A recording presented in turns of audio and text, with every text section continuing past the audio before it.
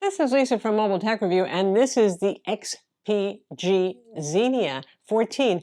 This is probably the best 14-inch Ultrabook you've never heard of. We're going to look at it now. All right, so why do I say that it's the best Ultrabook you've never heard of? Well, admit it, you probably haven't heard of it. Maybe if you're an enthusiast. Last year we saw the XPG 15-inch model, which was supposed to be a gaming laptop, had RTX 2060 graphics and a nice first attempt. But this one, the Ultrabook, I think really does a lot of things that you just don't see anymore. First off, besides the fact that it's very light, move over LG gram, 930 grams, which is 2.13 pounds, a magnesium alloy chassis that's pretty rigid considering it's magnesium alloy, which tends to be more flexible and, well, light as well. But you've got lots of ports on this thing. For something this thin and this light, you've got HDMI 2.0B on board. You've got two USB-A ports. You have Thunderbolt 4 and a USB-C port that supports DisplayPort out. Nice. Of course, a headphone jack on board. So, you know, compared to something like the XPS 13 and some HP Spectre laptops that are just USB-C saying we don't have room for all that stuff, well, guess what? I guess there is potentially room for all of that stuff. Beyond that, we have a 16:10 aspect ratio display, and I know how much a lot of you love that these days. So you got a little extra screen height. It's full HD+, so it's 1920 by 1200 resolution. There's no higher resolution option, but at 14 inches, it's fine. And it's a pretty nice looking display, too. It gets decently bright. It seems brighter than it measures, I think because it's not particularly blue light, so it comes across as being a white, though the color calibration is pretty good. You can see the metrics on screen. They're good as well. Now, one thing to note about the display, it is matte, which is great, and it's non-touch. So if you're hoping for a touchscreen Ultrabook, this is not your machine.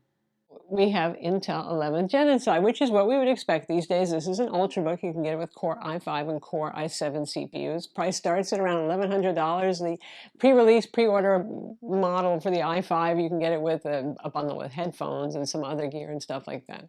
And we have Intel Iris Xe graphics. So the interior expandability, the parts are just unusual. And a company like ADATA, they make RAM, they make SSDs, they focus on these things perhaps, and that's a good thing. Again, in today's Ultrabook, where almost everything is soldered on board except for the SSD, we actually have 2 RAM slots in this skinny little light thing. We have not 1, but 2 M.2 SSD slots. The first boot one is PCIe 4, and you get an ADATA 512 gig SSD and a socketed Wi-Fi card, Intel AX201. So it ticks a lot of boxes for those who are more enthusiasts and are inclined to upgrade their laptops. One plus and minus at the same time is XPG, aka ADATA, thought it would be a good thing to give you 16 gigs of RAM as a single module. There are 2 slots, so that way it's single channel. So performance isn't quite as good as it could be, especially for the Intel Iris Xe integrated graphics. They did this so if you did upgrade memory, you wouldn't have to throw a stick away. But at the same time, you're not getting the maximal dual channel performance. So there's that. The keyboard is backlit in white and it's multi-stage. And it's really good feeling, actually. It's pretty crisp. The return springiness is nice. It's only 1.2 millimeters of travel. That's pretty short, but it doesn't feel that short somehow, probably because of the cushiness, yet the springiness, and none of that bottoming out feeling that you might get, say, with a Razer Blade or an XPS 13. And it has a very large Microsoft Precision trackpad. Obviously, it's finished in black, matte black. I know a lot of you like matte black. I think it's really nice and classy looking. It's hard to fault the way this thing looks either. It's pretty shocking how many things they've done right here. In terms of performance, it's your standard Ultrabook with a Core i5 or a Core i7 CPU. We have the Core i7, so it's just where it should be for an Ultrabook like this. You don't see actually a lot of variety among premium Ultrabooks that have the same processors and the same graphics inside. Thermals are well handled. It is Ultrabook 11th Gen, 10 nanometer. So pretty efficient platform there, and no complaints about thermals, no throttling, no noisy fans. You really don't hear the cooling much. When we look at the motherboard, we'll talk about some other interesting things too, because you're going to want to see that. Lastly, there's battery life. 53 watt-hour battery, so that's about like an XPS 13. That's a good capacity battery for a 14-inch Ultrabook, and you get a 65-watt charger. So obviously, this is going to vary depending on what you're doing with it, but our usual light test of Microsoft Office, a little bit of Slack, a little bit of Zoom calls, that sort of thing, with brightness set to 150 nits, and we reached 10 hours. So that's pretty nice. Obviously, most of you might want to set the brightness a little bit higher, do something more demanding, but pretty much this should be a most of the day laptop for those of you out there. Taking off the bottom cover is easy. It's just Phillips head screws. The two in the front are shorter. Remember that when you put it back together again. Obviously the ventilation's here, and these are the speaker grills. The speakers are actually pretty loud and pretty full sounding for a very thin and light Ultrabook. Don't expect it to replace your stereo system. You know what I mean. And taking off the magnesium alloy cover, that's what the underside looks like. And here are the internals. So battery right here, speakers right here. The ADATA SSD is right there. 512 gig is what you get. PCIe 4. Those are still a little hard to find and pretty expensive, so I'm happy that they actually did put that in for this new Intel 11th Gen platform. And one thing to note is, see this whole spot right here with nothing in it?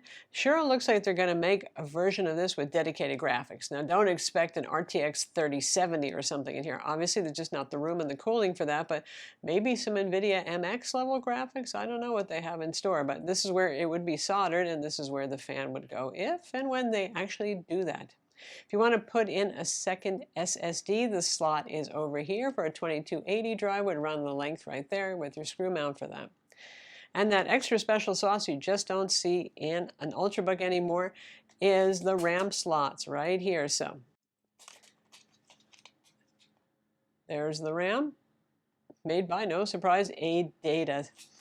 Now again, like I said, the way it ships is with one 16 gig module. They sent us a second to put in ourselves so we could benchmark it both ways. Didn't make a huge difference in performance except for Intel Iris Xe graphics benchmarks there, but keep that in mind because here in the United States, you know, most of us shop at big box stores where you just don't get things like RAM upgrades, typically. And lastly, the socketed Wi-Fi card is right there, Intel AX201, standard fare for this platform. So that's the XPG Xenia 14. Really, I am impressed and never expected to be, like I said, this much. The build quality on this is nice. It's insanely light. It has a 16:10 aspect ratio display. It's unusually upgradable for an Ultrabook. It has plenty of ports, including Thunderbolt 4 and a full-size SD card slot.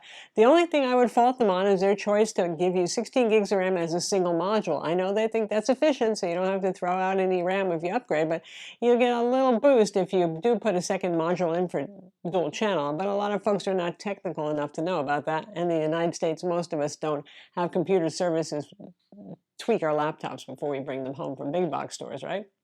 But other than that, thumbs up. This is Lisa from Mobile Tech Review. Be sure to subscribe to our YouTube channel for more cool tech videos and hit the notification bell so you know about them.